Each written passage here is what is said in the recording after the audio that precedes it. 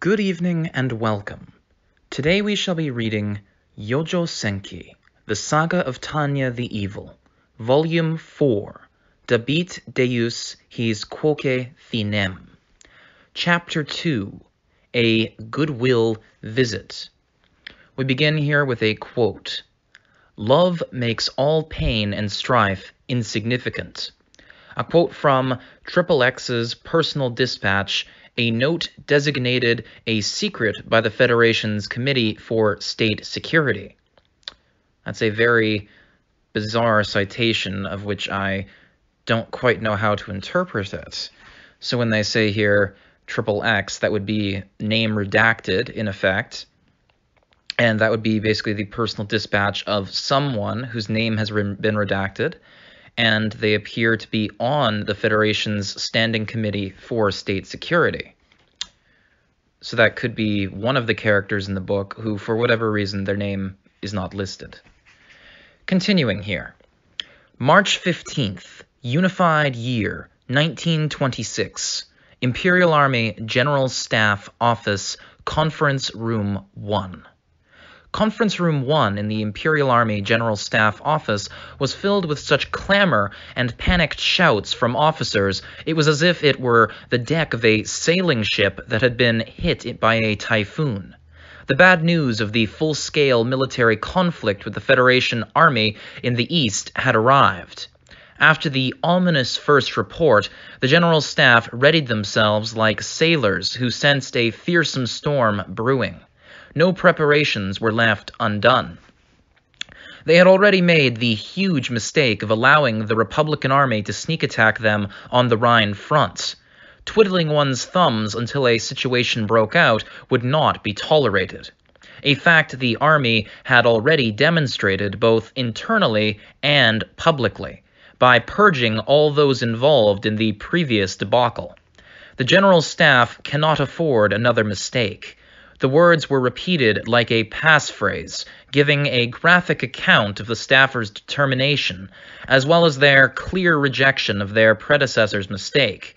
And, in fact, none of the intelligence associated with boasting was evident in their determination.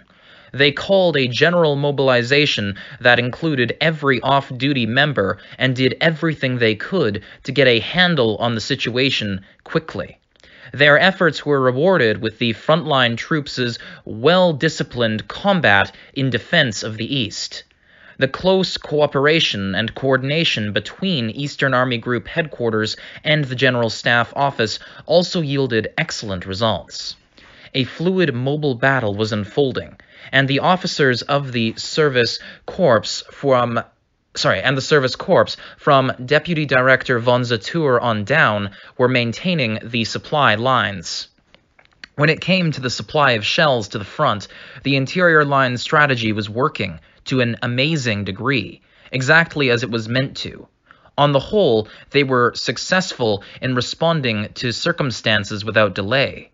Even so, information came in obscured by the fog of the battlefield, and grasping an overall picture of the situation was an enormous task for their mortal minds. There were emergency calls from each patrol station and updates from the regional armies. At the same time, conflicting inquiries came in from all directions. Naturally, even if they did everything in their power, there was still a limit to the General Staff's processing capabilities.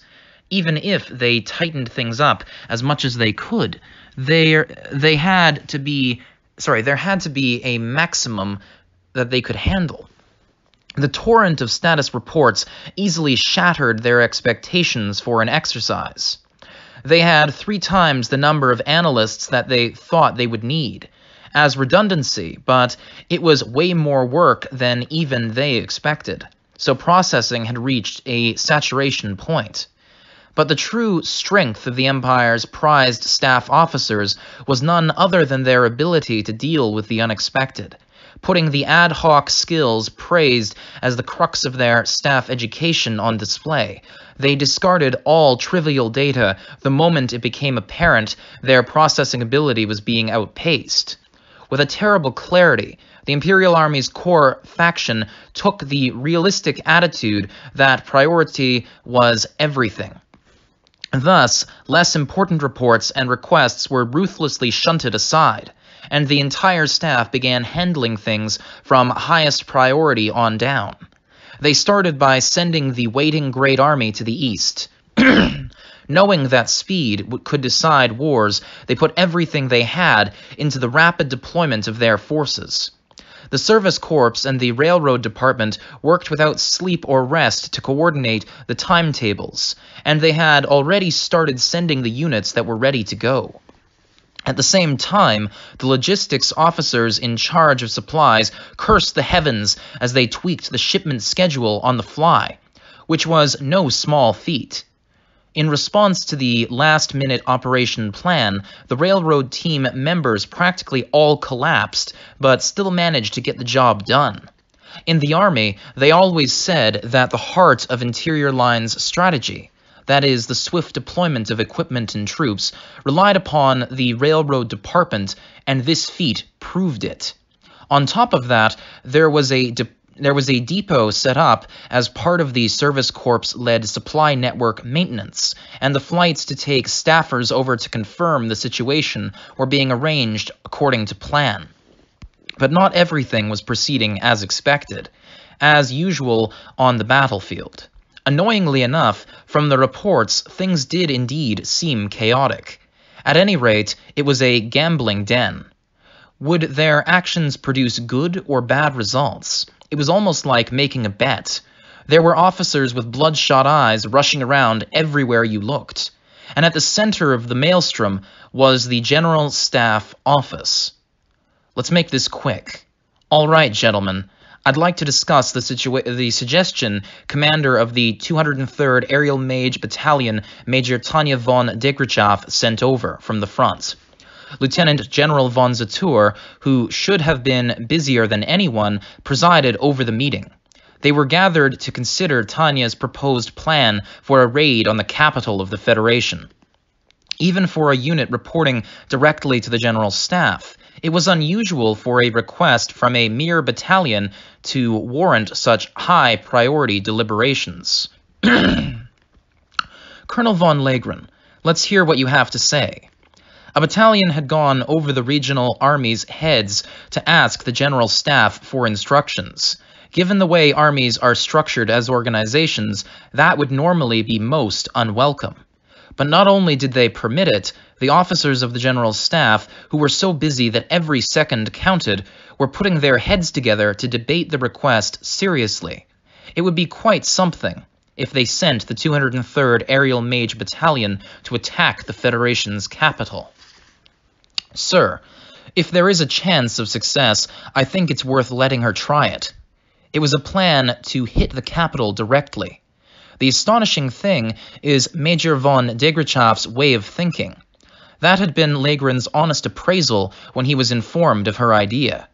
When ordered to join the Eastern Lines and fight a delaying battle, she responds by suggesting they raid the capital and give the enemy rear a good shock instead.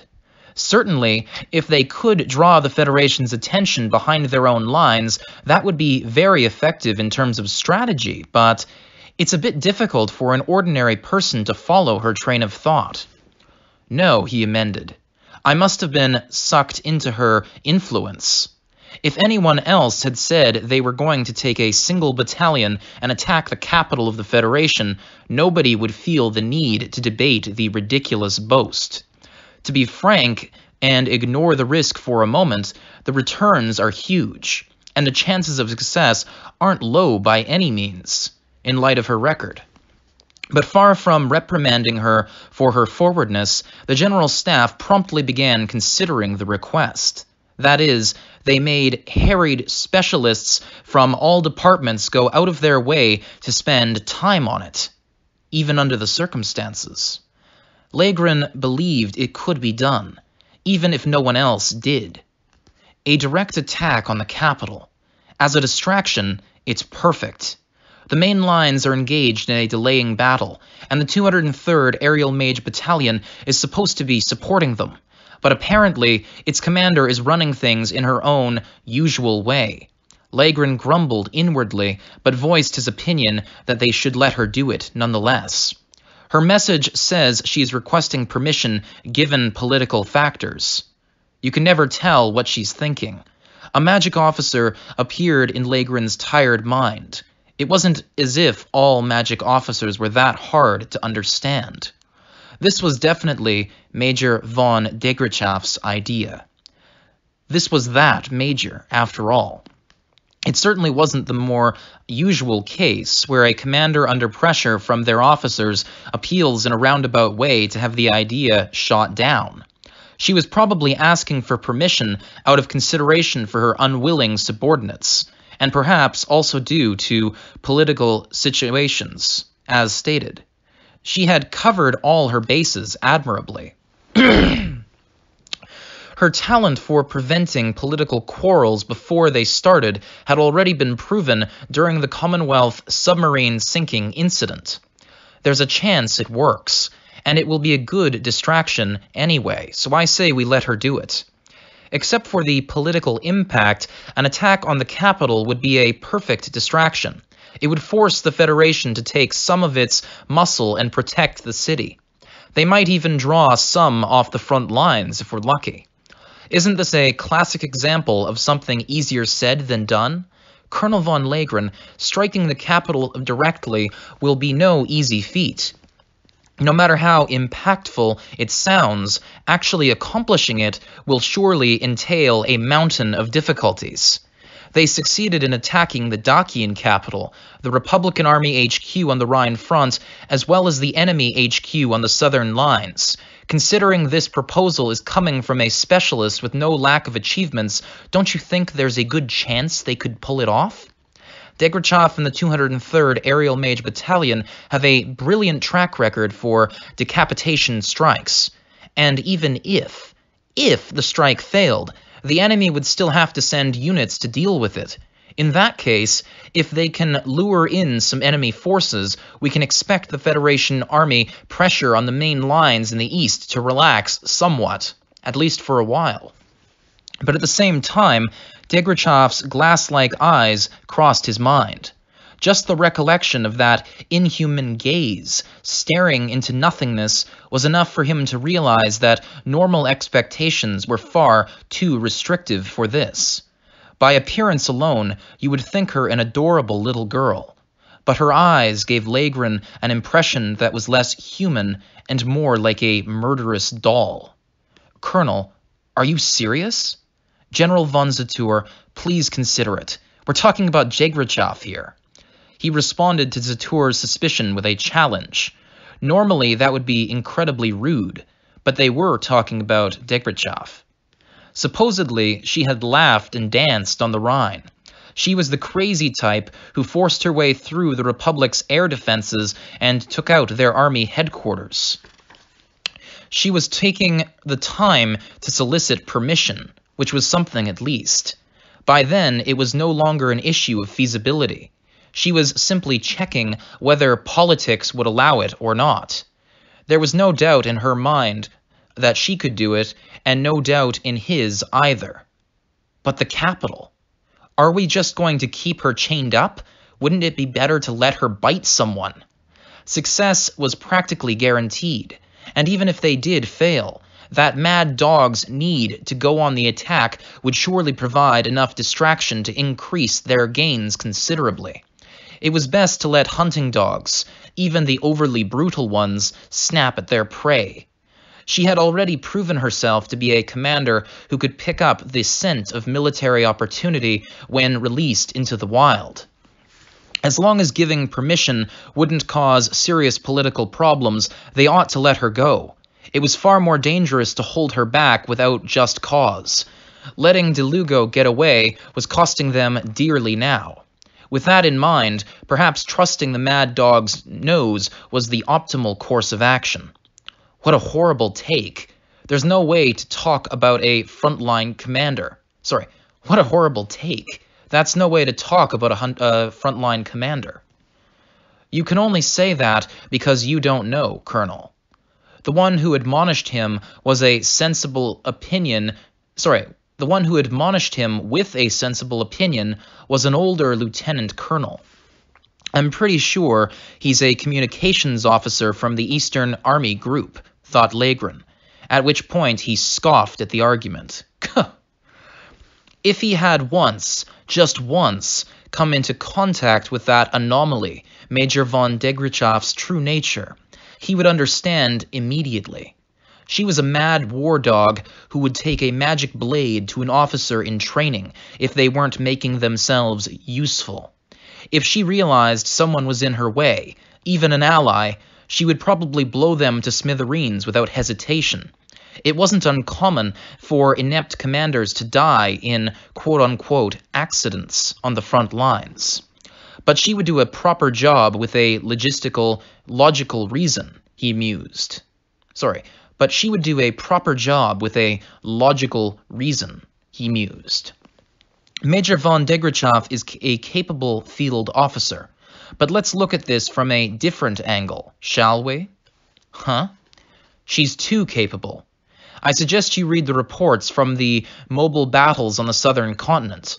As far as I know, you can count the number of Imperial units who could pull off those maneuvers in an exercise on one hand.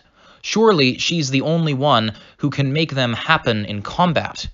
In that sense, Legren felt General von Rommel's discipline was fantastic. Instead of lamenting that she was a handful, he freed her to achieve as much as she could. Without restrictions, she could work well, too. No, I shouldn't underrate her. Apparently, she really works hard. He had to think, apparently, because Major von Degrachoff's productivity had already surpassed any scale he could imagine. Oh, about that, the Eastern armies had a question.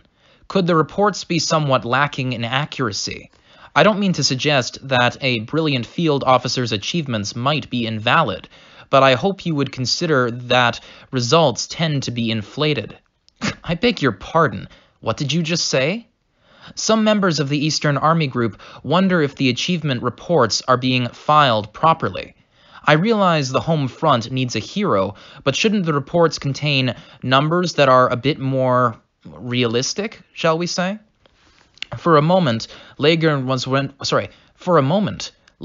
rendered utterly speechless. He looked to Zatur, but found the same perplexed expression on his face. Well, I can't blame him. He winced, ruminating on the Eastern Army Group communication officer's comment. In their achievement reports, Degrachoff and the rest of the 203rd Aerial Mage Battalion came off as a bit sensational. He could probably assume the issue was with the comment that Degrachoff had fought the Republic's colonial defense forces and the remnants of their main army with the fury of a lion. If you're that skeptical, why don't you dispatch an inspector from the Eastern Army Group to Degrachoff's battalion? May I? Of course, but if you'll forgive my impertinence, allow me to give some advice from the kindness of my heart. I strongly recommend sending a veteran magic officer who has previously belonged to a long-range reconnaissance unit and has at least a week's worth of experience on missions penetrating deep into enemy territory. He gave a sincere warning. With the fury of a lion is quite the metaphor. You frown at the accuracy of the report, but then there are those extraordinary achievement notes. Major von Degrachoff and her battalion always come back with scores like they've been out duck hunting. Apparently, an inspector who doubted the accuracy of their reports once accompanied them, but the poor administrative bureaucrat had a miserable time of it. Following a week of long-range recon and attacks in enemy territory, they dragged him along on a scrambled sortie, and he lost consciousness, so her men complained that their scores in the interception battle hadn't been properly recognized. In the end, the inspector fled back to the home country, thoroughly battered. This wasn't score padding or anything like that. The achievements were real. Their performance should be deemed heroic. But maybe it's good to take a step back and think some more. Anyone who could do a week of penetrating raids unfazed, even though one wrong move could mean getting wiped out, had to be a little insane. Not only that, but during the opening battle with the Free Republican Army, as they had styled themselves at the start of the war in the South, there was that frontal breakthrough and strike on its headquarters. The timing was so perfect, it didn't seem possible for a human being. The report about the battle was a parade of ideal tactical maneuvers that were perhaps, but just barely, theoretically possible. The right maneuvers happened at such the right time that it seemed like she was somehow overseeing everything from far above. That one's exceptional in her own crazy way. If you don't at least send an inspector with exceptional abilities themselves, they might get shot for slowing the battalion down. I mean that sincerely. I doubt that's the conclusion you're looking for, however. That can't be. She's the recipient of the Silver Wings Assault Badge with oak leaves. Sorry, that can't be. She's the recipient of the Silver Wings Assault Badge with oak leaves. And that's exactly why. A child her age received the Silver Wings Assault Badge, plus the oak leaves, and lived. Normally, even just that sentence would be bizarre. You could say that it was impossible. If I had read the same sentence before the war, I would have scoffed at it as either an awful piece of fiction or a joke made by someone unfamiliar with how personnel works in the military and thought nothing of it. The more he considered it, the stranger it seemed. Major Tanya von Degrachoff was a child, and yet she was so terribly complete as a soldier. Practically speaking, all he could think was that something inside her had come undone. He understood from all that had happened so far that she was loyal to the army. Brutally so. What he didn't know was where exactly her loyalty was oriented. How horrifying. Let's end it there. The clock is ticking away as we debate. As long as the only objections are emotional arguments, discussing any further is a waste of our time. Zatur cut the dispute short curtly, the trace of a wry smile on his face. Then he dropped a bomb on the staffers and their blank looks. I also judge it fine to give her permission. Legren grinned. He's the same as ever. General? At that remark, several people observing the proceedings finally had to interrupt. That was hilarious to Legren, but apparently they were actually worried. Aren't the chances of success incredibly slim, they thought? Won't this just end with us running as an invaluable elite unit into the ground? Or maybe they were concerned it would have a negative impact on morale. All those questions were implicit in their calls to hold her back. She wouldn't ask unless she believed success was possible. I'd be willing to wage one of my favorite bottles on it. I think they mean wager one of my favorite bottles on it. Evidently there's a typo there. Anyway, they're gambling, but they shall succeed. Are you serious, sir? Which is why they were shocked when he promptly rejected their fears. In a single stroke. The members of the General Staff were brilliant people who were able to think only within the bounds of common sense. They weren't much good at adapting to new ideas. Well, I can see why, thought Legren as it hit him. The 203rd Aerial Mage Battalion is just something else, really. They operate on another level compared to their competitors. Getting involved with that one sure gives your common sense a jolt. Yes, I'm deadly serious. Now authorize her. There's no way to force them to understand, thought Legren as he saluted and left. He was headed to the signaling room to send a telegram to Tanya, but he was on his way to the signaling room to send a telegram to Tanya, who he knew was waiting. Is it here yet? Have we gotten permission? As he went, he thought, I hope the Federation rots. Oh yeah, this is gonna be good. All right. We have a change of scenery here. March 16th, Unified Year 1926, the Federation capital Moskova. Located in one corner of Moskova is the People's Commissariat for Internal Affairs, and its name alone was enough for any citizen of the Federation to steel themselves internally. Am I next?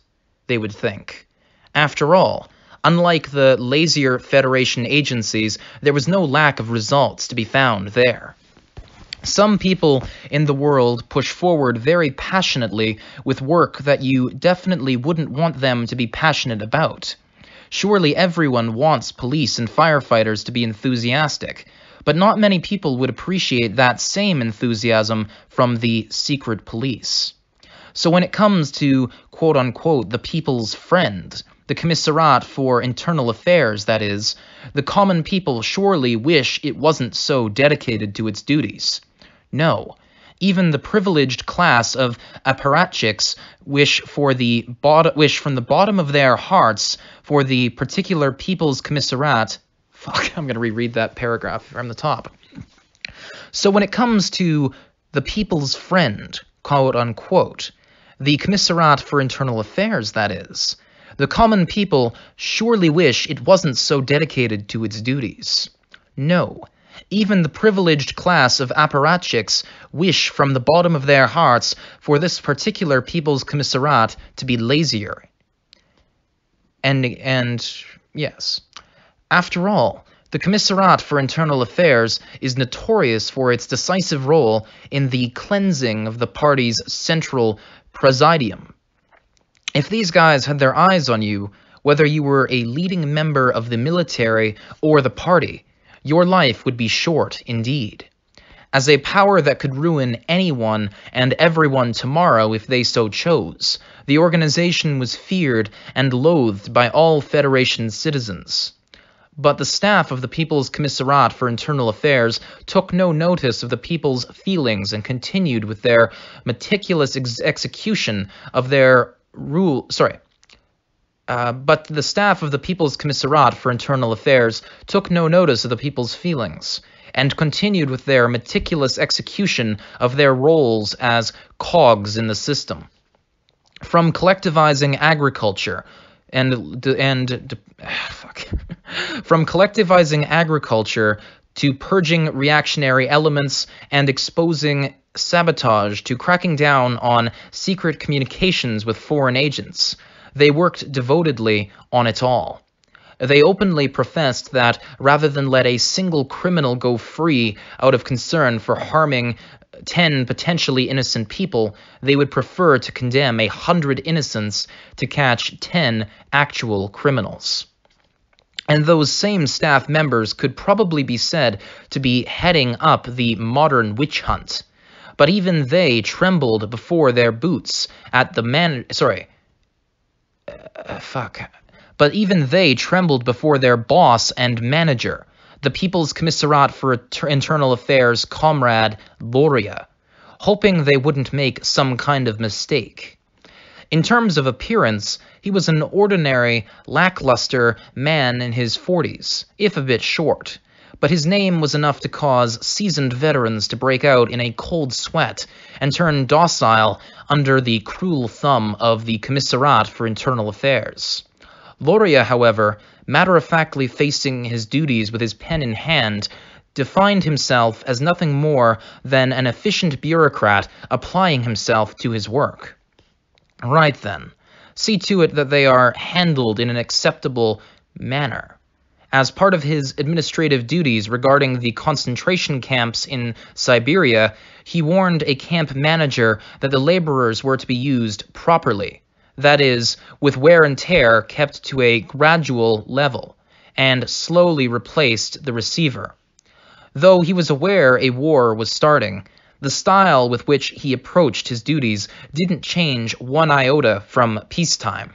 He calmly viewed human beings as statistics and devoted himself to meeting his numbers, whether for the front lines or the rear. Thus, for Luria, so long as the war was a sure thing, he could only do his duty. But even for him, without a doubt, The decision to declare war on the empire was a happy event that cleared away the nightmares that had been occupying his mind of late. Apparently, the weight of being constantly on guard, never knowing when the empire might strike, was far heavier than he had ever imagined. How long had he been tormented by that stress? Ever since planning the declaration and sneak attack, he'd felt so much better. As a fortunate result, he was able to get through approvals faster and handle many more matters than before.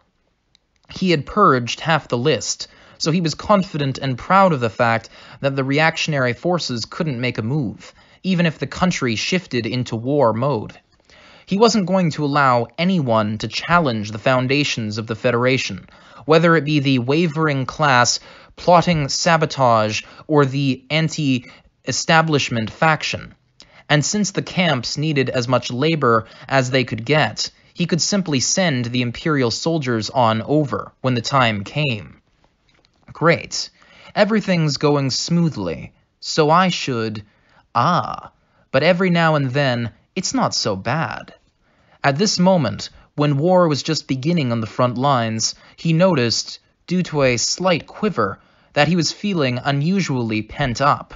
He couldn't suppress the urge to vent his impulses. Once it occurred to him, he didn't hesitate to act on it. It's me. Yes, bring my car around. All he had left to do was wait for reports from the political commissars on the front lines. That would take some time. Waiting irritated him. He didn't have the patience for it. If he couldn't stand it, a bit of a break for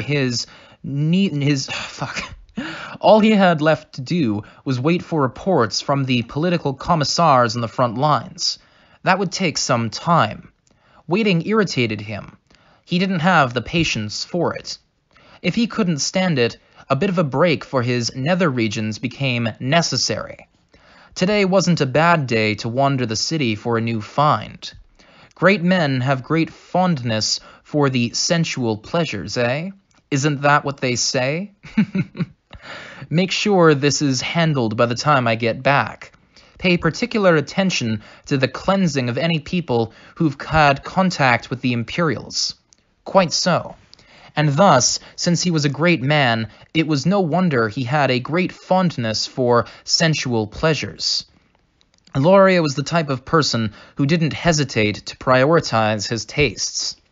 He left the rest of the work to his subordinates, telling them to do a thorough job on anyone connected to the Empire in any fashion, got in his car, and gave the driver, who was aware of the particulars, concise instructions. I'd like to go for a drive. Just the usual. Yes, sir. So the car leisurely proceeded towards the center of Moskova, occasionally interrupted by a checkpoint or air defense base. He couldn't really complain about the obstructions to his fun, since he was the one who had arranged for the checkpoints and ordered the military to build air defense bases in the first place. Luckily, it didn't take too long. Even if he was held up slightly now and again, some of the sentries were from the People's Commissariat for Internal Affairs. Once they noticed he was in an official car with a special license plate number, they opened the roads to him without question. He had the driver take him to a part of town with lots of students and began watching them with the anticipation of a beast hunting its prey. Let's see. He'd been so busy lately, he hadn't gotten to enjoy himself like this in some time. I really have no patience anymore. He smiled wryly to himself, since that's why he was gazing lustfully at the schoolgirls going by in search of one who fit his ideal. What about that one? Not so much, he sighed. For a moment, the back of one girl seemed good, but when he took a closer look, she wasn't what he was after. It was a problem of seasoning. If she had been younger, she would have been his type. Unfortunately, she was far too grown up for his personal tastes. She was more like a ripe fruit than a green one, just slightly outside the realm of his interest. She was very close, mind you. It wasn't as if she aroused nothing within him, But precisely because she was so nearly perfect, her faults were glaring. Not quite. If only I could have found her a bit sooner, she would have been delicious. Before he knew it, he was lamenting the absurdity of fate. That beauty, that height. A few years earlier, he would have surely wanted her. He would have plucked her off the street, then and there. The fact that she was so beautiful, he felt he might even be able to savor her despite her awkward, partially grown-up-ness actually lessening his desire. What a tragedy. What's wrong, sir? They just aren't quite it. Keep driving. This is what it meant to Loria, as he gazed at the girls walking down the street, to lose interest. He was looking for a flower to pick, but having seen a decayed form of his ideal, none of them was enough for him. From behind, one might look nice, but when he got closer, there was always something missing. Should I try somewhere else? It was as he was trying to think of a way to improve his mood that it happened. After staring at the earth for so long, ugh, man, he looked up and noticed dark spots hanging in the western sky.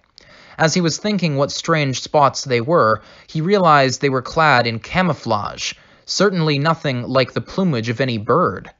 Eh? What idiots are these? The entirety of Moskova had already been declared a no-fly zone. No one was supposed to be in the air if he wasn't for a military parade or ceremony. Naturally, this was a flagrant violation of the rules. You fucking reprobates! With eyes containing so much murder, he would have killed someone with a glare. He vowed to punish the fools responsible. This is why I can't trust the air forces or the mages. I've sent so many to the fucking concentration camps, and they still don't learn. After the thought occurred to him, Loria's sly mind wondered something. Mages? There shouldn't have been any mages left in the area. He himself had spearheaded the hunt. Not for witches, but mages. It should have been physically impossible for any mages to even be around to break the rules. They'd all been sent to Siberia. There couldn't have been any left. What the... Actually, he was shouting in spite of himself, lacking the wherewithal to care about appearances. Just what the hell is going on? Even that dead-end question entered Loria's head, but in the next moment... even that dead-end question entered Loria's head. But in the next moment, the movements of the mage-like spots before his eyes left no room for doubt. The mages calmly assumed anti-surface strike formation. Even from the ground, he could tell it was a magnificent maneuver. Not a member was out of place. You could have even called their attitude relaxed. And, Loria knew, that the Federation Army mages couldn't pull off such a well-ordered maneuver. Of course he knew. He was the one who had purged and ruined them. He did it so the class that had made the former mage establishment their allies would never have the power to oppose the party ever again. There were only a few reactionaries left in the Federation Army, and they had fallen so far that people gave them the cold shoulder. There were no units left that could perform such maneuvers, and if there were, he would have sent them to Siberia to get them killed by the Akatsushima Dominion in the border conflict there. So there weren't Federation mages to be had. And these certainly weren't Federation mages either. In which case, by process of elimination, their identities were clear. They're enemies. They're from the army of a hostile nation. After that realization, this time he shouted with true abandon, "The Imperial Army? What? That can't be!" We have again a new change of scenery here. March 16th, Unified Year 1926, over Federation capital Moskova.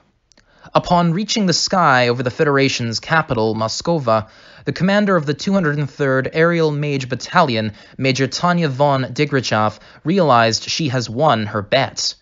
In a booyah mood, smiling even, Tanya looks over the streets of Moskova they are about to greet as representatives of the Imperial Army. As she takes a good long look, she notices the annoyingly gaudy bronze statues in, quote-unquote, the world's most urban international airport, end quote. The towering People's Palace can't have been built without heaps of gall. The twinkling red stars are in truly bad taste. Well, Tanya smiles tolerantly. I don't expect much sense from communists to begin with, and I'm not the type who gets particular about the shape of my targets. If there's one thing I am particular about, it's that a dead red is a good red. Quote unquote. Yeah, better dead than red, and kill all the reds. She's quoting stuff from our timeline. It's fucking beautiful. I love this shit. All right. If international agreements don't prevent Tanya from bombing the communist capital, that's plenty satisfying. Ferry 01 to all units. Normally, flying in over a capital city so casually like this without meeting air defense, much less an interception, would be impossible. Normally. I can't say things aren't complicated due to the outbreak of the war. Still, Tanya has to crack a smile nonetheless. They are succeeding on a long-distance penetrating raid with barely any preparation. It is so easy. If it's so easy to get in, Federation air defense is utterly worthless. I won this bet, eh? I told you even a college kid could break into this defense, now didn't I? 02 to 01. You did indeed. See? Tanya grins at Captain Weiss, who had disapproved of the Moskova bombing plan. In response to his commander's genial "told ya," Weiss knows he's been beaten and raised the white flag. In response to his commander's genial "told ya," Weiss knows he's been defeated and raises the metaphorical white flag. I appreciate your sportsmanlike acceptance of the truth, but that doesn't mean you get any mercy. As such, troops, when we get back to base, all of 02's favorite bottles are yours for the drinking. Wow, the vice commander is treating us, eh? I'm looking forward to it. Sounds like a good chance, so please count me in as well. At times like this, the way First Lieutenant Serebryakov and Grant's banter is fearless. It's a cheerful, harmonious flight over enemy territory. You nearly get the illusion that the sky is free and open, unlike the commie-infested ground below. If you're treating both of them, then don't forget me. And drink them all we will. This is our biggest mission since the one on the beach last summer. Against alcohol, you'll never catch me retreating. Not even one step. 02 to all units. You guys have got some nerve. This is a promising vibe for workplace chatter to have. Being unexpectedly blessed with ethyl alcohol improves the morale of Grants and the other officers, which enhances the spirit of teamwork throughout the battalion. We can head to work in solidarity. In that case, we can do this. Tanya cracks a smile herself and thinks how dependable her troops are, staying appropriately relaxed but not dropping their guard as they fly. Then she barks orders. 01 to all units. It's fine to look forward to 02's kind offer, but before recreation comes the job. Form up immediately for an anti-surface strike. I say again, form up immediately for an anti-surface strike. They promptly organize themselves into a combat box. The 203rd Aerial Mage Battalion's movements are outstanding. They maintain appropriate distance from one another as they begin to drive towards the center of Moskova. That's when Tanya has the feeling that maybe they could go one step further. So far, the only obstacles they've encountered in the sky have been birds or weather. Despite the long flight, her mages aren't terribly exhausted. They have energy to spare. Upon reaching their destination, their fighting power is much closer to usual than her best estimates indicated they would be. They should still have enough energy to withdraw even if they really go to town instead of just doing a hit and run. At this rate, maybe they can escape north into former Entente Alliance territory under Imperial Army control. Tanya mumbles to herself and then tells the troops they are going to carry out some efficient destruction. The original plan was to perform a flyby at most, a demonstration. Specifically, they were going to take a page from the John Bull's handbook and fly circles over the enemy capital. We're up against the commies, so nothing would be better than knocking their pride down a few pegs, or rather, Tanya had been thinking of that as their goal. But in reality, she's been given more options than a simple performance. I'm revising the plan. First company, you're with me. I'm going to blast the red stars on that big, irritating People's Palace. The rest of you, attack whatever government facilities you can find. If we are not being intercepted, I can live out my dream of mopping up Moscova. Second company, take out that eyesore of a bronze statue in the square and the mummies, if you can. By that they mean, basically to summarize, in Red Square there's probably Lenin's body, I would think. I mean, I've been to Beijing, and in Tiananmen Square they've got the mausoleum of Chairman Mao. So I would presume that there's also a similar glass case with the bodies of various communist leaders. In the present day, you've got Lenin's body, you've got Stalin's body, among others, but it was like some kind of weird personality cult thing. They would basically mummify the bodies of various communist leaders and put them in glass cases to be hero-worshipped for eternity by the allegedly atheist members of the cult of the state.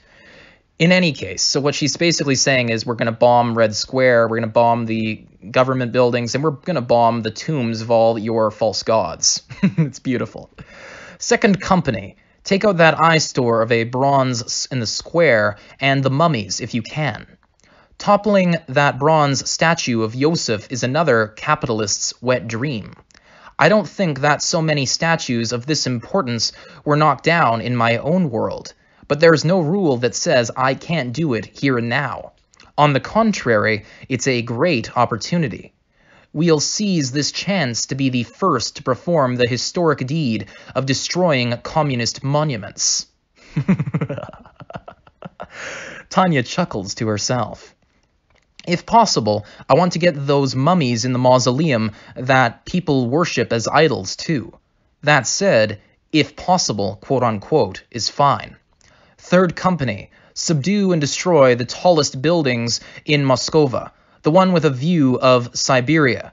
Eradicate the secret police. And we'll bully the secret police, too. This is so fun, I can hardly take it. They say you can see Siberia from the basement of this former insurance company office. Surely burning all their classified documents is the nastiest thing we can do to them. Whoever said you can't get ahead doing things other people don't like was right. Sorry, whoever said you can get ahead doing things other people dislike was right. Fourth company, attack the Kremlin. Don't hold back. Cause as much damage as you can. Apparently, the American army had a rule against bombing the Imperial Palace, but we're not under any such restrictions for rules of engagement. So what if the German army didn't allow bombing of the British royal family? That has nothing to do with me. We're the Imperial Army, damn it. Let's serve the human world by killing off the bears in the Kremlin. Battalion commander to all units. This is a dream scenario for all capitalists everywhere. Future capitalists will be jealous of us at this moment in history. This is definitely the sort of thing that would both impress hardcore anti-communists the world over and make them wish they were here. All right, troops. Move out. Yes, ma'am. When the units spread out and form up, we finally start taking anti-air fire. Oh, so they did have air defense positions after all. The high-angle cannons shooting up from the ground certainly are a threat. Even an elite member of the 203rd Aerial Mage Battalion would get more than burned by a direct hit. Keep a sharp eye on the ground, urges the voices crisscrossing among units, but soon enough the channels are full of nearly disappointed impressions. It's a pretty sporadic interception, And their aim is god-awful. Seems like they're shooting willy-nilly. Shall we just hit their defensive positions? Serebryakov approaches with a question. It's not as though Tanya isn't tempted, but she shakes her head after a moment's hesitation. Even if the commies' anti-air fire is pathetic, it's still anti-air fire. I can't think of any reason to incur extra casualties. Then please excuse the suggestion. We can't have too much fun and forget what time we need to go home at. Oh, Lieutenant, you'd have personal reasons to hold a grudge against the commies, don't you? Yes, Major, but that was back when I was a child. Realizing that fact, Tanya takes care to make herself clear. You don't have to hide how much you hate them, Lieutenant. Ma'am? A peculiar blank look appears on Serebryakov's face, and Tanya smiles as if to say she understands everything. Serebryakov used to live in the Federation. Since she's a decent human being, she surely must have suffered at the hands of the commies. It's easy to imagine that she must be burning up inside with the desire to shoot them all dead. I won't tell you not to let the hate rule you. As long as you are faithful to your duty, I support your feelings. Of course, it's best if you control yourself, but as long as you follow the rules of engagement, I've got your back. Do whatever you want. Her adjutant tries to say something, but Tanya tells her not to worry. Covering for my subordinates' mistakes isn't my hobby or anything, but if one of them is criticized, even though they're right, I won't hesitate to support them. And the communists do have to be wiped off the face of the earth, after all. I know a bit of your history. I'll be counting on your knowledge of the terrain. Do a good job out there. I expect we'll be able to accomplish your long-cherished dream of revenge for your family.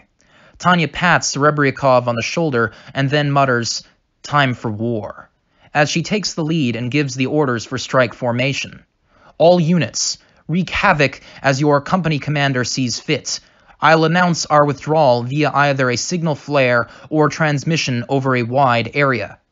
What's our tactical objective? Do a moderate amount of damage and make fun of them to an extent. No more, no less. I want you to really show off. I have high expectations of your creative destruction. Now let's get to work. We've arrived over the skies of Moskova, but what we're about to do is essentially the same thing as Doolittle's Tokyo raid. Okay, editor's note here. Doolittle's Tokyo raid. Yankee ogres who bombed Tokyo with conventional bombers launched from an aircraft carrier. They're probably the only ones who could pull off launching conventional planes from a carrier. From the sounds of it, they're also talking about the firebombing of Tokyo, which, if I'm not mistaken, killed almost as many, if not more, than the atomic bombings of Hiroshima and Nagasaki later on in the war. So, yeah, it was an absolutely atrocious affair. There's actually an anime I watched years and years ago called Grave of the Fireflies, which is meant, I believe, to depict that event. Although I could be mistaken, that might have been supposed to be Hiroshima or Nagasaki. In either case, it's something worth watching if you have the time. And there's other documentaries and first-person testimony of various forms that you can find if you care to do the research. In any case, continuing from the top of the previous paragraph here. We've arrived over the skies of Moskova, but what we're about to do is essentially the same thing as Doolittle's Tokyo raid. It's like we're emulating the American Empire's propaganda. The Federation is a country with a code of ostentation. Against the Federation, where the nation is fictional and the only thing supporting a sense of nationality is propaganda, disturbing the notion that the party is all-powerful and godlike is most effective. We are essentially slinging mud balls at its reputation and dragging their leaders through the mud as well. More than anything, for how strategically effective it is, you really get maximum impact for minimal effort. We can expect this sort of harassment to upset them dearly. After all, it's these guys. Rather than send reinforcements to the main lines, they'll probably waste precious time on preventing a reoccurrence and laying blame. It would be great if they did a post-mortem with tons of self-criticism and purges. And that's another reason. Tanya reminds her battalion of their operational objectives.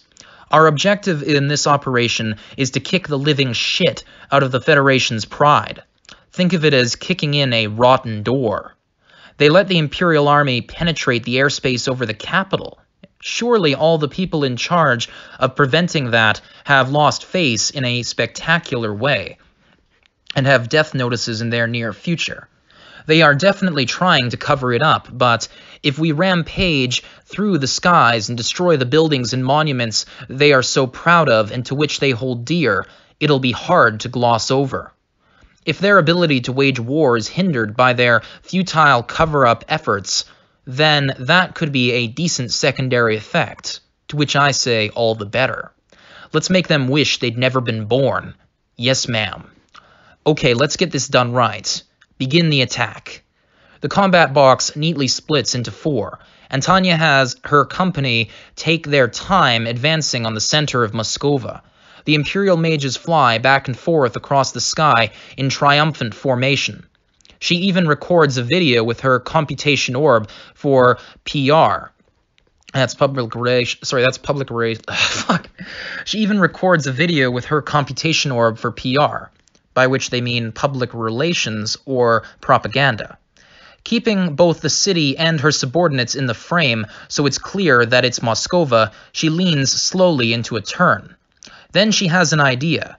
First company, why don't we sing the national anthem as we fly? Wonderful. That's a great idea, Major. And let's amplify it, by God. Her men react positively. Very good. I'm not really into singing while operating in a group, but if it's to make fun of the commies while flying over their heads, I'm all for it. We use a sound-amplifying formula for the benefit of the people of Moskova on the ground, who probably have no idea what's going on. It feels just like conducting an orchestra. This is kind of fun. She belts out the Imperial anthem as her heightened emotions dictate, letting it ring throughout the skies of Moskova, the orchestra of death beating its drums loudly and incessantly. It's immensely pleasant, but what deepens her happiness even further is the good news that keeps coming in over the radio. Ferry 06 to 01 got a great view of Siberia. 01 to 06, is it burning nicely? 06 to 01, it reminds me of wanting to burn my test scores as a child. The documents are exhibiting superior combustion. A cheerful report from a subordinate in the area that, from the sky, she can see is enveloped in... A cheerful report from a subordinate in the area that, from the sky, she can see is enveloped in roaring flames. The commies must be panicking. Just the thought is invigorating. Ah, yes. This is definitely worth a medal. When we get back, I'll have to apply for everyone's decorations.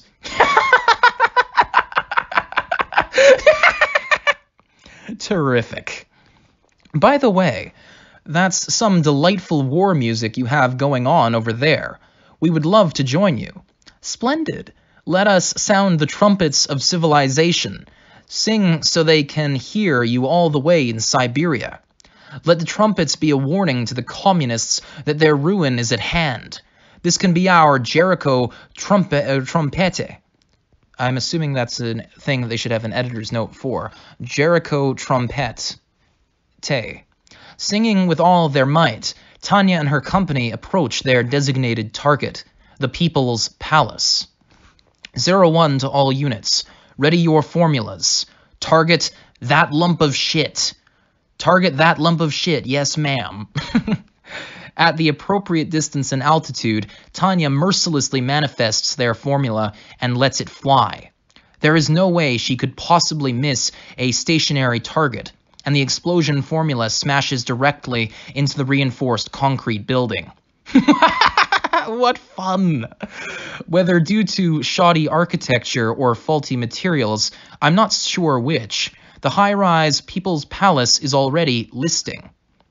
She was sure it would take a few volleys, but when she sees the building start to collapse already of its own accord, yeah, it has to be the result of rush construction and communist corruption. These concrete buildings the communists love so much are more fragile than I thought, Tanya jeers.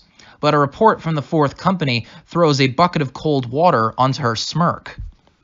Depends on the place, I think. Ferry 09 to Ferry 01, sorry, but we're having trouble with the Kremlin's defenses. The outer wall is bizarrely sturdy. You tried a deliberate attack? Yes, but this thing is nuts. Even steel anti-base penetration rounds bounce right off. Sheesh. So the distribution of concrete was totally unbalanced then. Hardly communist-like at all. Guess the Kremlin is higher priority than the people. If the reinforced concrete is so thick it repels the attacks of Grantz's Fourth Company, it'll be really hard to get through without a cannon. Multiple-shaped charges would be something to consider, but we barely have any explosives to work with. We're equipped for a long-range reconnaissance mission after all. And in terms of formula bullets, we don't even have that many steel rounds for penetrating fortification walls. If it's so troublesome to break through, does that make it even more important to attack? If I knew for sure that jerk Stalin was in there, we could run Grants and all of Fourth Company into the ground, and it'd still be worth it. But this is that jerk Stalin we're talking about after all. If things are rough, he'll have ducked out for sure. In which case, it might be better to have the Fourth Company change objectives and head somewhere else, to make the most of our limited time. Having them destroy a soft target might be more effective. 09, have the Fourth Company change objectives on the double. Yes, ma'am, on the double. Sheesh, that really rained on my parade, Tanya is thinking. But in the next instance, the greatest news comes in. 04 to 01. We crushed Mr. Yosef. I say again, we crushed Mr. Yosef. Must feel good, eh? Couldn't be more refreshed. Tanya does a quick calculation, goes back over the situation to make sure they're harassing the enemy as much as possible. They've attacked the Kremlin enough to be a bother, and the People's Palace and the headquarters of the secret police are in flames. The Second Company, who was sent to blow up their statue to the cult of personality, has accomplished its mission with ease. It is certainly a good thing to feel so refreshed. I'm jealous, frankly. Kicking over the statue of Joseph must have felt great. Well, I thought for all the pride they had in this thing, it would be heavily guarded, but if it's not, then maybe it's worth going on a little adventure ourselves. Like maybe we could put up an imperial flag in the middle of the square, just like the Americans did on Iwo Jima. Not sure how I feel about imitating the Marines, but no. What's good is good. Formal beauty is beauty. It's wonderful that we can take the commies down without even waiting for the philosophers to debate. We'll fly the fluttering imperial flag right inside every commie's hearts. The political impact will be huge. And it's not even that big of a risk, since we've already taken the square. Above all, the imperial flag will wave in the Federation capital, even for this day alone. The communists' arrogant faces will probably go white as sheets at the sight. I'm sure they'll turn Moscova into a fortress to avoid it from ever happening again, even if they have to yank a ton of material and personnel off the front lines to do it. Thus, in terms of our assistance to the main lines, there is no better distraction that we could possibly create. I'm confident that General von Zatour will be delighted at the prospect. Very good. Now, let's plant the flag in the square and get out of here. A flag? That's a good idea, ma'am, but I don't have one on me. Tanya nearly becomes discouraged at her subordinate's unfortunate reply. But she doesn't have to worry. She's not such a sloppy planner that she doesn't have a backup idea. No need to worry. I know where we can get one. For those well-versed in the habits of commies, improvisation is no problem. Knowledge is power. Whether you know something or not changes the choices available to you. In this case, if you know that commies love propaganda, that they love movies, and that they also love censorship, the issue becomes quite simple. It's a matter of course that commie movies are censored to be politically correct. In other words, for a while now, they've surely been making anti-empire propaganda. You can't make a film about the evil empire without its evil flag. Naturally, they must have a pile of them somewhere for burning or whatnot. Surely they'll have a bunch of commie red flags for what they consider their army of justice as well. It's great that we'll have flags for burning too, in other words. Even better if we can capture it all on film. Where? From the film studios the commies are so proud of. I'm sure they have imperial flags to use in their anti-empire propaganda. Oh, you're right, Major. And the fact that Serebryakov has an idea where the studio might be makes Tanya smile gleefully. I thought you would. Figuring they shouldn't talk on the wireless, Tanya waves her over and asks her point blank. Lieutenant, you know where it is, right? If it's still where it used to be, then yes. I'm not sure if I remember exactly, but if it's the same as the one on the map they passed out before, then I know the spot. Splendid. Then your orders are to requisition equipment on site. Don't forget military notes and a proof of payment slip. She said with a wink. Understood. Of course, we'll do a proper requisition and not loot the place. She must have grasped Tanya's tasteless joke. With a model salute and her mission accepted, Serebryakov takes several soldiers and descends into the streets of Moskova. We'll make the propaganda film instead of the commies. With commie cameras, no less. Well, we'll burn Federation flags, not the Empire's. The commie red flag is sure to glow brilliantly in the flames. Just imagining the scene is a thrill and a half in itself. Yep, this is what I'd call invigorating. And we'll plant our flag in Commie Square. Ah, I really regret not bringing a journalist along for this venture. Yes, it's sudden, but that doesn't mean we can grab just anyone who happens to be around. The next best plan is to procure equipment at our own expense. Right, that makes sense. I'm going to go pick up the flags and equipment. You guys stay here and bust up the mausoleum or something. Understood, ma'am. We'll be waiting. Now then, time to head to the film studio and treat ourselves to some cultural exchange. Do commies have culture, you ask? Well, that's a great question, but don't worry. Even landlocked countries have navies, so theoretically it wouldn't be strange for commies to have a culture. March 16th, Unified Year, 1926, on the streets of Moskova, the Federation. The praying voice rang out like a bell. It was like a believer who had been oppressed for so very long in this land was now singing. A prayer in the official language of the Federation so the people would understand. A voice that purifies the impure, praises the King of Heaven, and celebrates the salvation of our souls. Followed by the attack on Moskova. It was such a calamity that even non-believers were forced to wonder if purgatory had appeared in their world. It was simply too much to take in. A military and secret police counterattack against an army, especially a battalion of mages, would just end in a beatdown. It had taken only an instant to thoroughly pulverize the honor of the great country so proud of its raw power. Thus, the Imperial Army boots, energetically striking the square in front of the buildings where Luria had been working until just a bit ago. The mausoleum where the leaders of the revolution were laid to rest had been detonated. The Kremlin, where the General Secretary was holed up, had nearly fallen. The Federation's best had attempted to drive the enemy back, but their counterattack ended in a crushing defeat. And their air defense positions proved that shooting blind was going to do about as much good as papier-mâché tigers. As far as Luria could tell, there were less than 50 enemies, so for a mage unit that meant about a battalion. A mage battalion wasn't that many people, and yet that little group was wreaking havoc unchecked in the heart of his country. It was enough to utterly stun anyone high up in the party organization. And this was the Federation. Any country would have accountability issues, but in the Federation it would end in a literal purge of thousands, if not millions. Ah, what the hell? Any normal person would see that the fact that Loria was looking at the sky, transfixed, spoke volumes to how serious the situation was.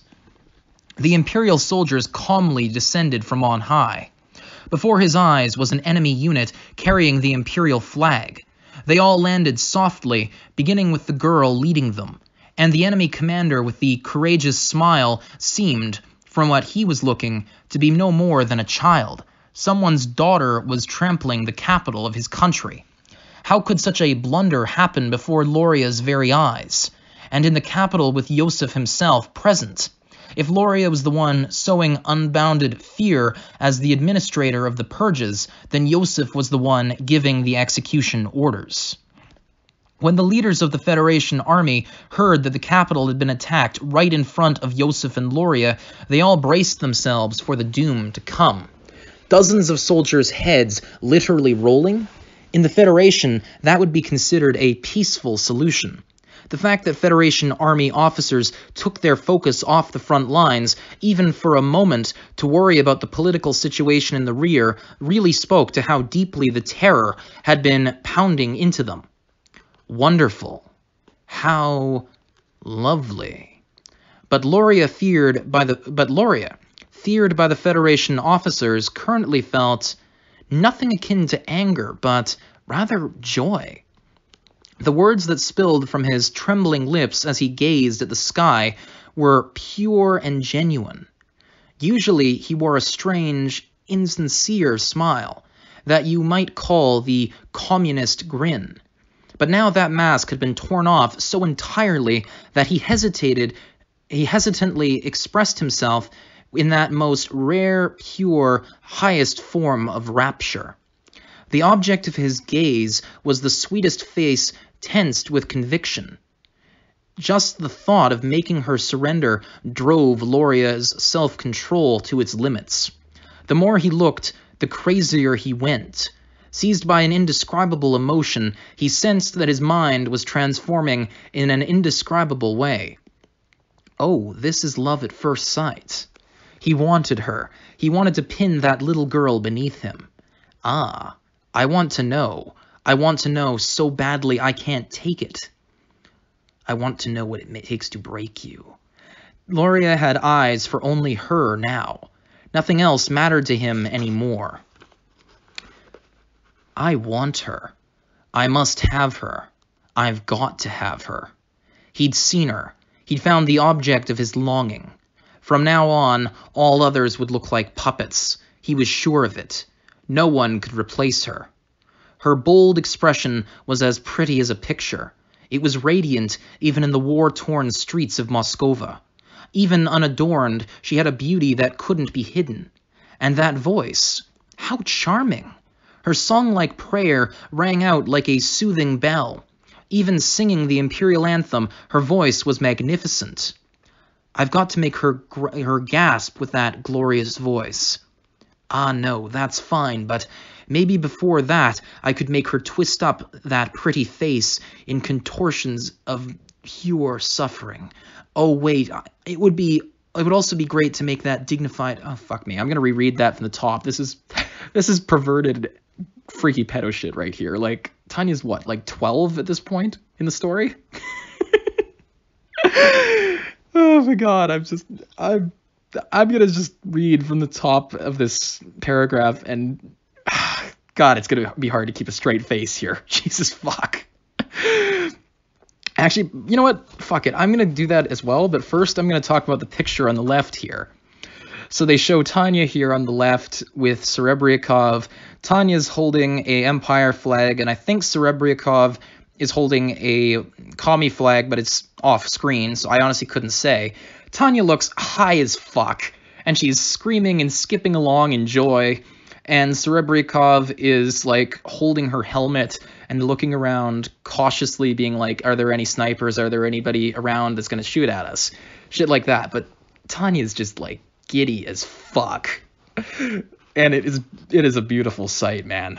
But god damn it, the attached description from this fucking degenerate. Ugh. Anyway, picking up here now from, I'd say, fuck it, I'll do it from the top of page 97 here. Page 97, Chapter 2, A Goodwill Visit. I want her. I must have her. I've got to have her. He'd seen her. He'd found the object of his longing. From now on, all others would look like puppets. He was sure of it. No one could replace her. Her bold expression was as pretty as a picture. It was radiant even in the war-torn streets of Moskova. Even unadorned, she had a beauty that couldn't be hidden. And that voice, how charming!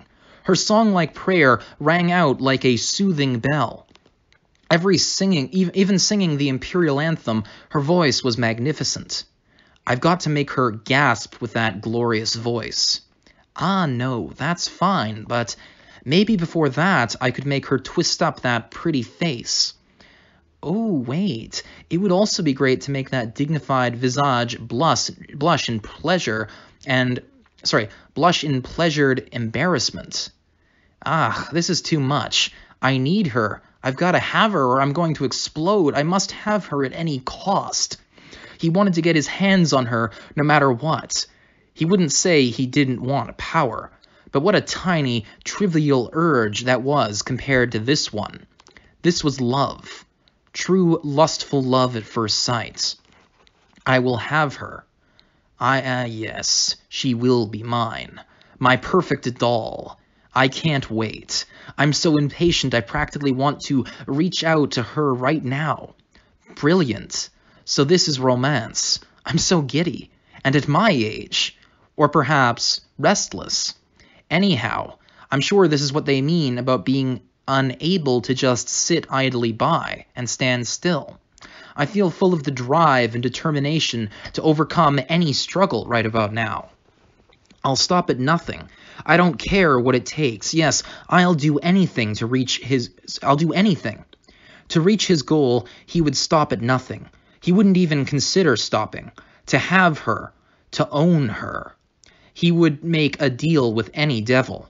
He would compromise with any political rival. He would make use of any dissidents. He wanted her so badly, he would even spare the mages he'd sent to Siberia for execution.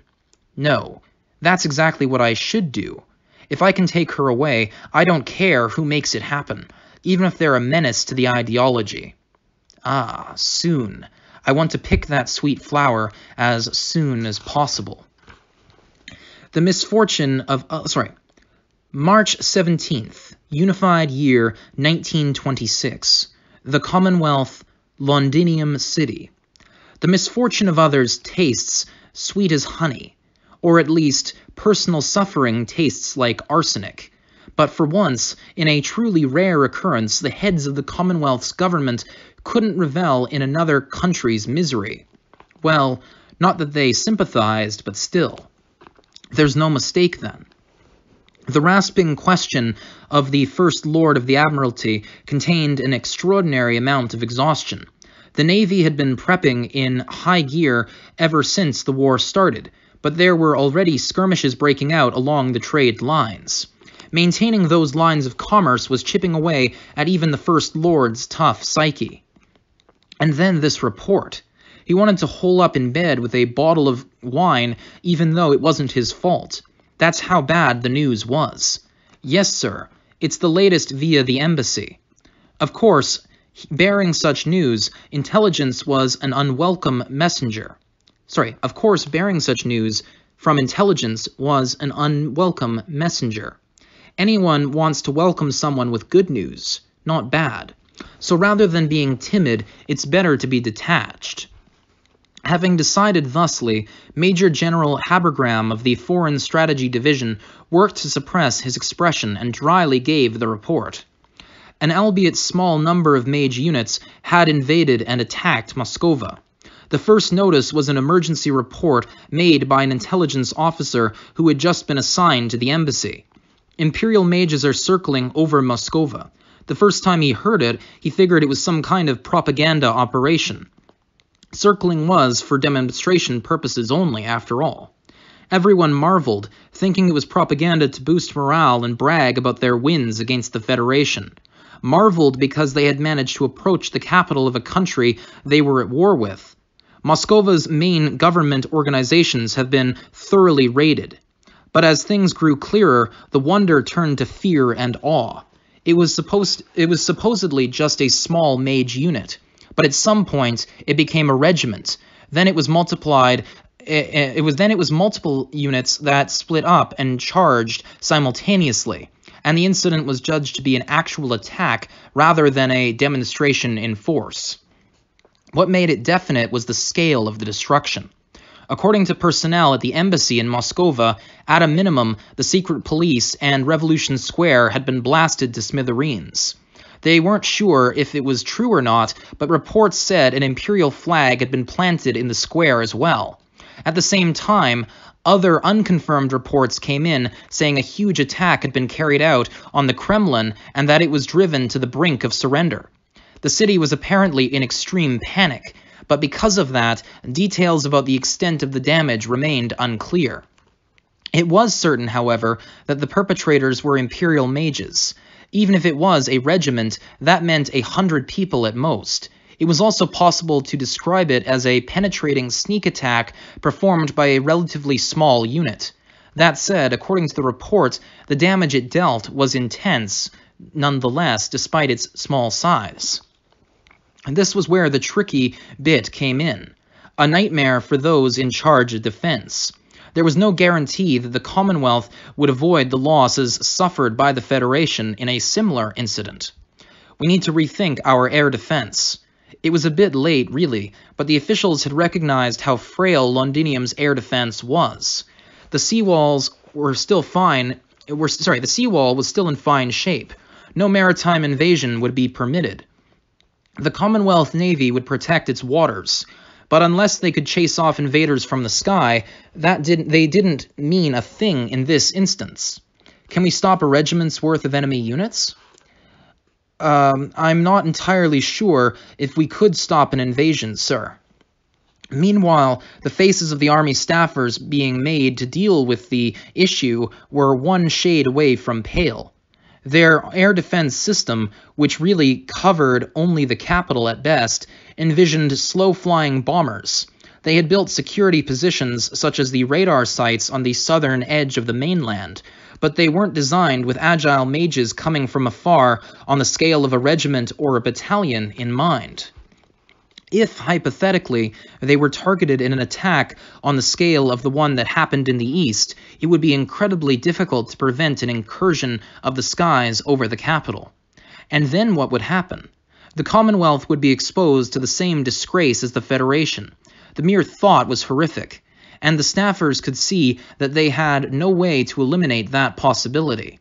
And due to that realization, their moods plummeted.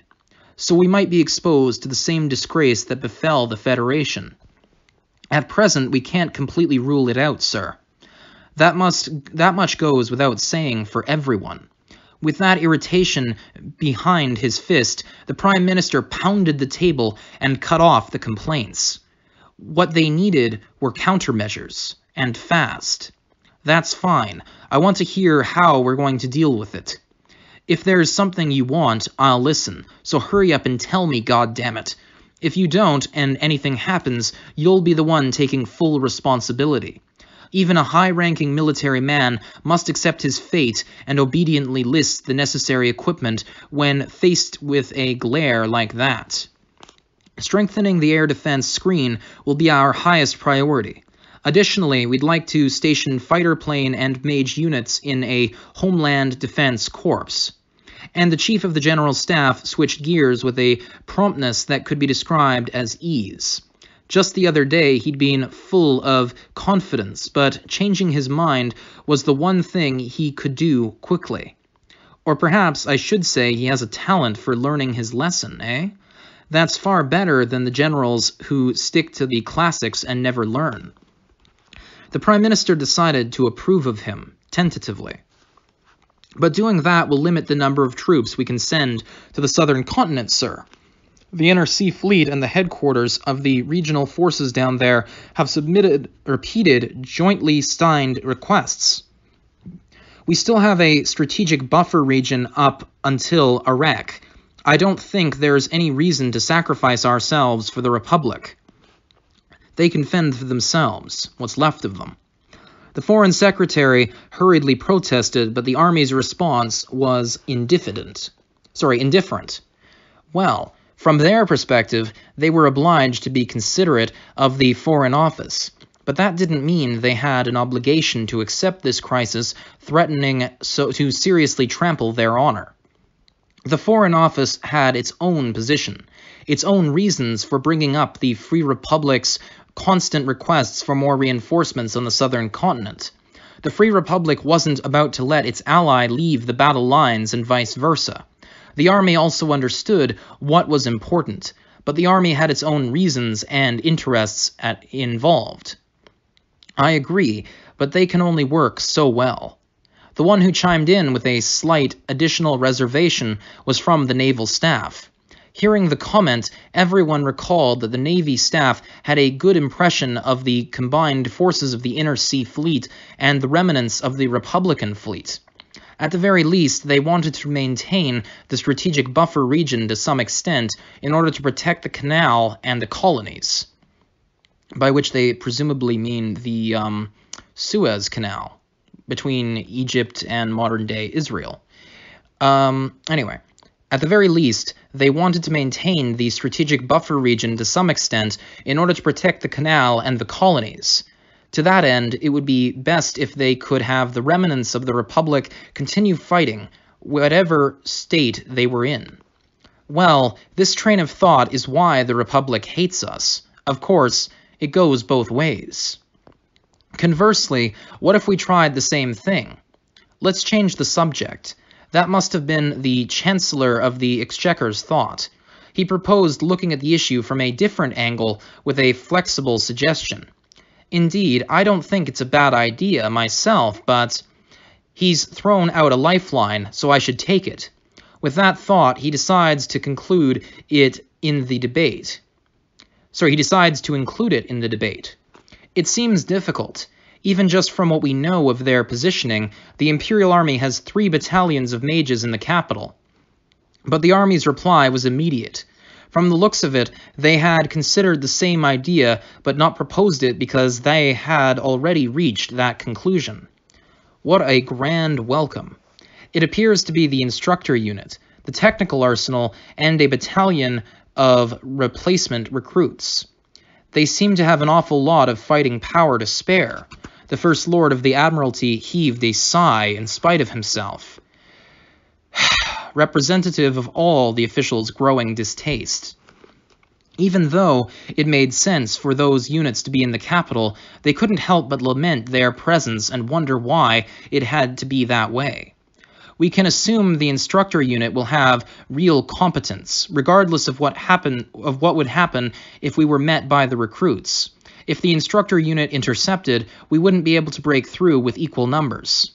On top of that came intelligence's nail in the coffin. From what the reports said, the instructor unit was made up of the elites of the elite.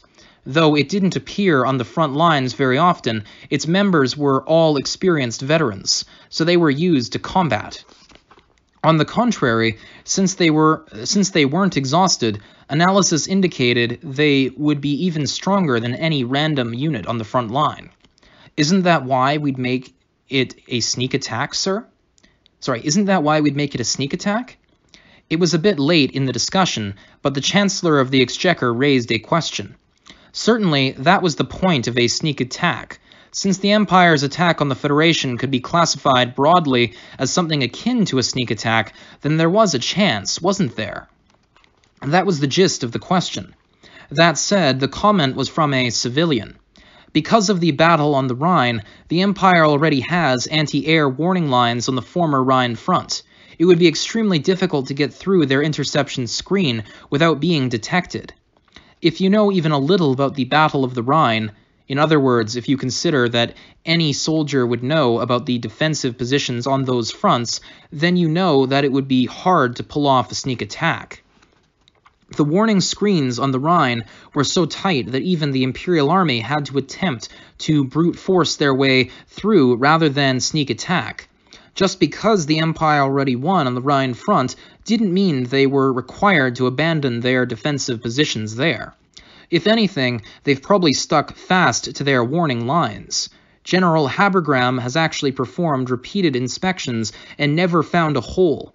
In that case, it would be nearly impossible to get through without being detected. At that point, it might actually be more worthwhile to purposely engage the warning line in a harassment attack. They could get support from the Navy and send in Marine mages, but the chance of success was deemed low. In any case, it was out of the question to subject the fleet to enemy air superiority in enemy territory, and considering how valuable Marine mages were, it was too big a risk for any potential return. Well, they didn't even have to think about that, because there was no way the Navy could be pulled off the front lines just now anyway. It is each service's conclusion that it would be too difficult for us to attack, sir.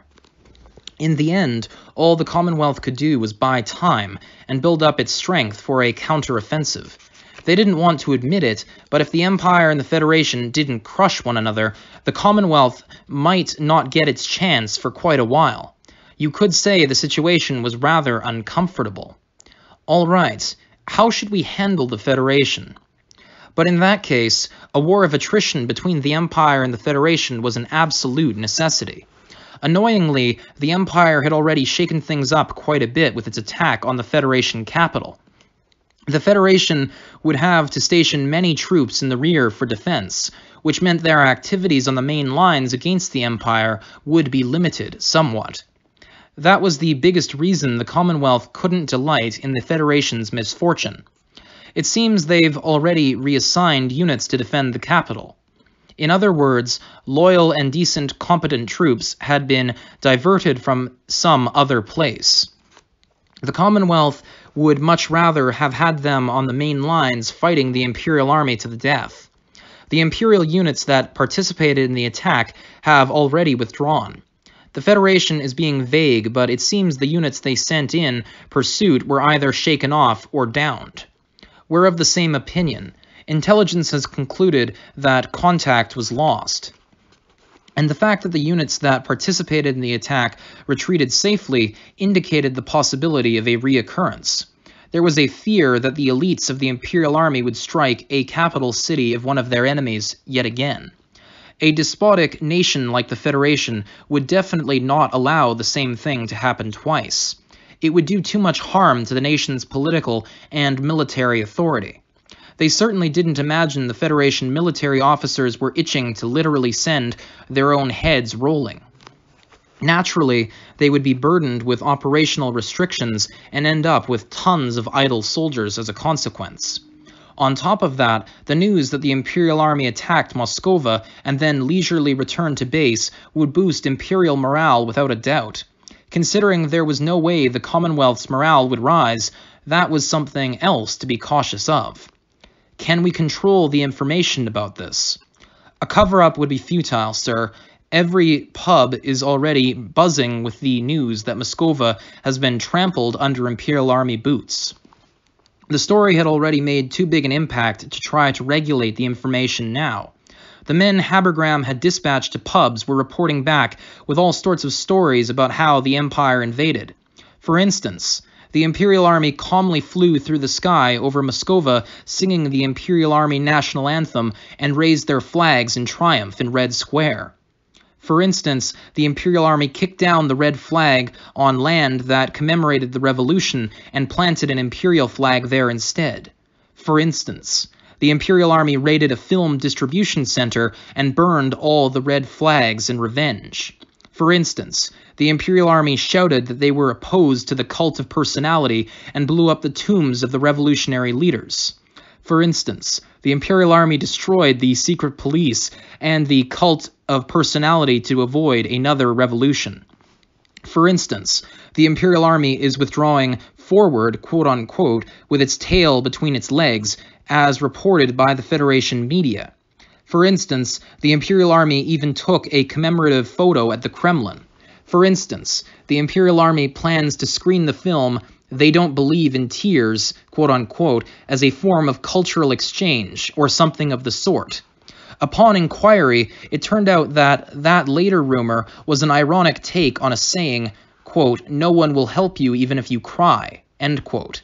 In other words, it was the Empire's dark mockery of the serially distressed Federation with its beaten pride or whatnot. Apparently, the Empire's raid was magnificent enough to leave a bitter taste in General Habergram's mouth. By tomorrow, there would be jokes going around about the Imperial and Federation forces. It goes without saying, but the citizens of the Commonwealth would never forgive them if they got mixed up in such an idiotic situation as the Federation. They all knew that. Mainland defense had to come before cooperation with their allies. Get me the Free Republic's foreign affairs chap. Either way, we need to consider how best to handle this. It was the Prime Minister who spoke. Certainly, his awareness of his responsibility and willingness to take initiative showed grace. His well-bred spirit of taking responsibility as one in charge required it of him. I feel bad for General De Lugo, but it's clear that we must prioritize mainland defense under the circumstances. With this change in the situation, there's nothing else we can do. If they had troops to defend the canal, then they had troops to send home. That decision was sure to breed opposition in the Free Republic, but if they didn't do it, the Commonwealth mainland was liable to get attacked. If that happened, the war would be over. That's the truth, although just the question of who should be the one to tell him is depressing. Well, yes, the diplomat charged with delivering the message would feel abysmal. At least, to the Commonwealth diplomats, it was like a seed of trouble being sowed. Of course, there was also the rational view that the beautiful, trusting relationship between the two countries couldn't come to an end from this trifling incident.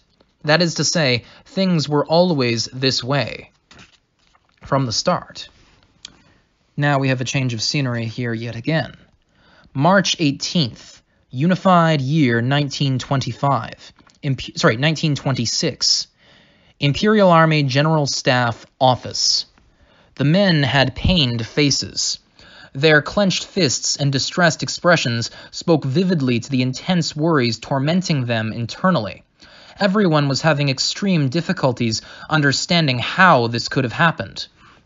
It was a scene that brought to mind the sorrows of patriots informed their country had been defeated. It was like the almost peaceful, distant pathos of soldiers whose dreams had been shattered, so moving one could almost cry. And yet, right next to the men immersed in their lamentations, striking a contrast with their grave mood, were people madly cheering. They were all commending the Imperial Army for this great, historic deed. They expressed their support for the bold act of nailing the enemy capital as retaliation for the unilateral declaration of war. Those on the far right, who normally shrieked about the army's kid gloves, praised them to the heavens. Meanwhile, on the far left, those who usually criticized the military were rendered speechless by the mighty achievement. An Imperial Special Ops unit has attacked Moskova. That one report sent the people into a frenzy. No, the feat itself was utterly intoxicating. But that was why. That was precisely why the General Staff was stunned and troubled by the whole thing. Request for permission to attack out of consideration for political factors, quote-unquote. There was a decisive difference in the understanding of those words between Major von Degrachaff and the General Staff. When the General Staff gave her permission, the most they had in mind was a threat. After all, it was a country's capital city. As a target for a distraction raid, it was more significant than most, so why not do it as a feint? Would it be misleading to say that that was how lightly they took it? In any case, the most they had envisioned was a flyby demonstration. Half the staffers had doubts it would even be possible to invade the capital at all. Meanwhile, Major von Degrachaff's actions could only be called ruinous.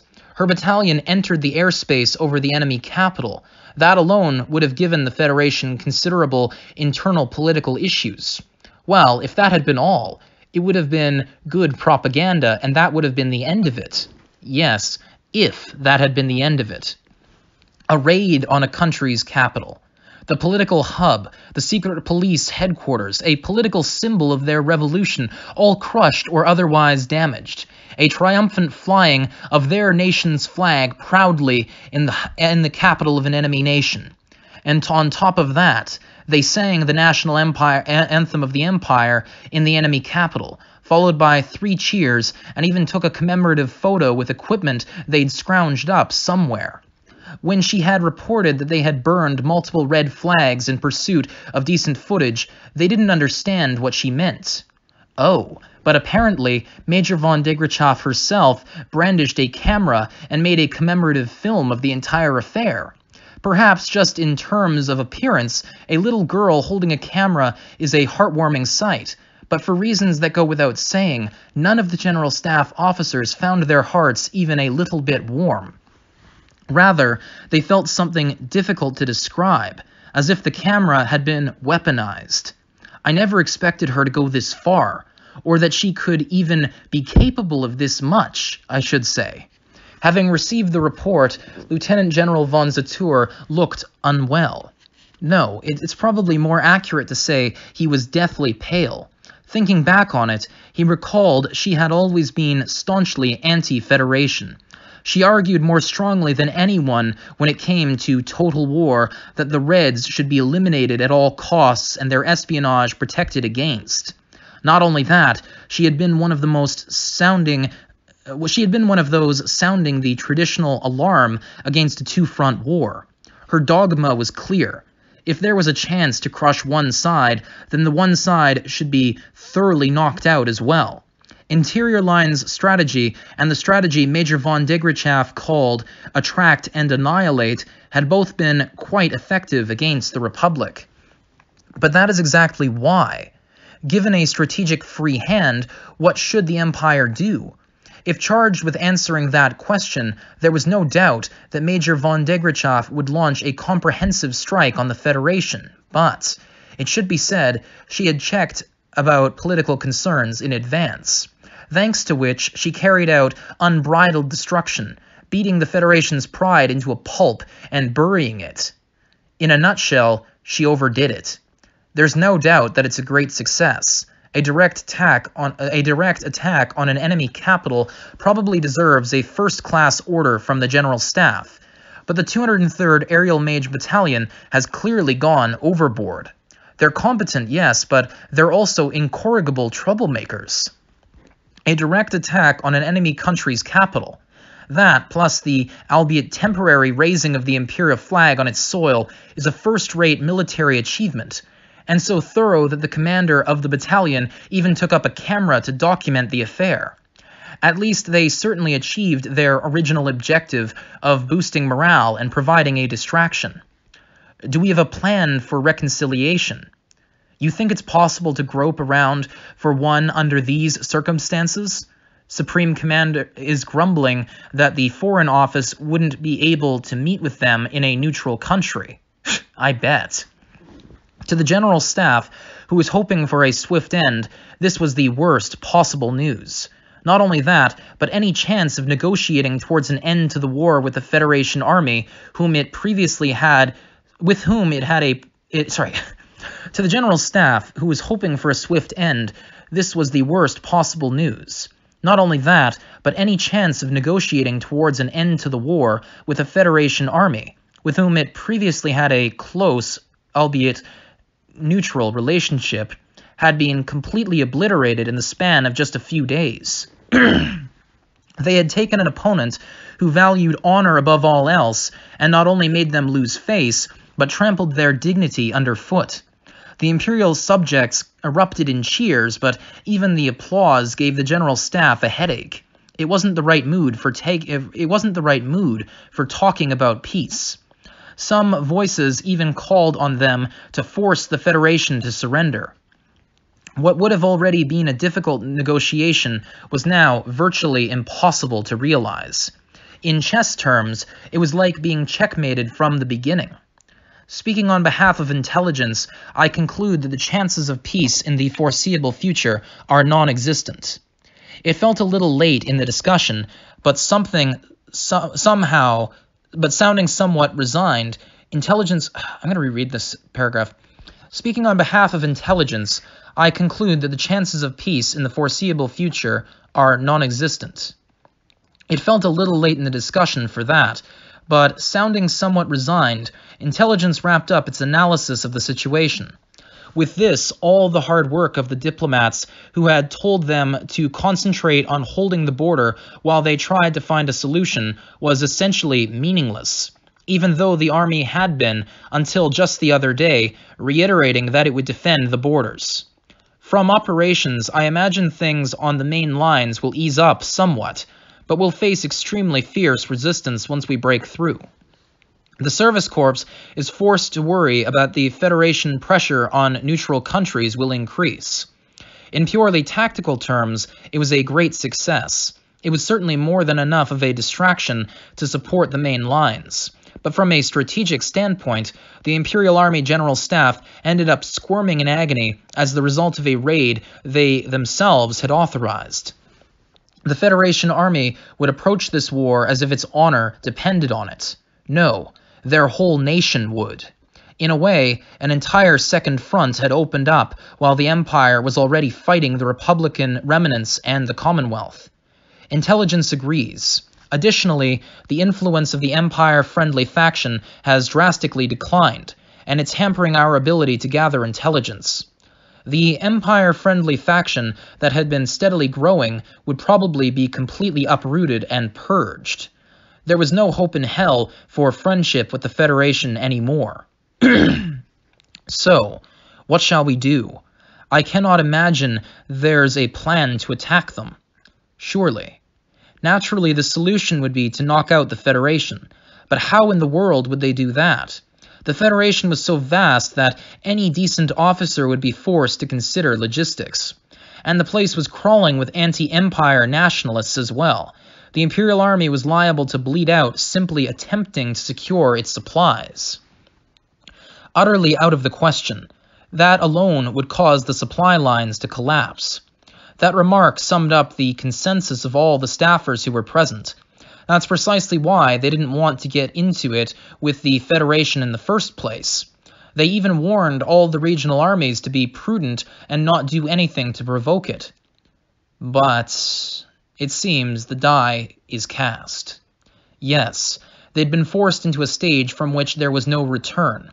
The Empire would surely pay a huge price for that tiny victory. I suppose we should try to encircle and annihilate them in the east, too, bleeding them out. What else can we do? When Degrachav gets back, I'm going to throttle her, vowed Colonel von Legren internally as he looked to General von Zatur for a decision. Either way, we don't have many choices now. She really is a mad dog. No, a mad lion. With those thoughts in mind, Legren looked drearily down at his proposal that had just been approved. A huge war. A war that would only grow bigger and bigger. He shuddered at the thought that they had just rushed headlong into its second act. Okay, this concludes Chapter 2. Chapter 3, A Magnificent Victory, will be next. Now, oh my god, I am just absolutely, hyped as fuck. I cannot believe she just did that. Legitimately, that was, the most epic thing in history ever.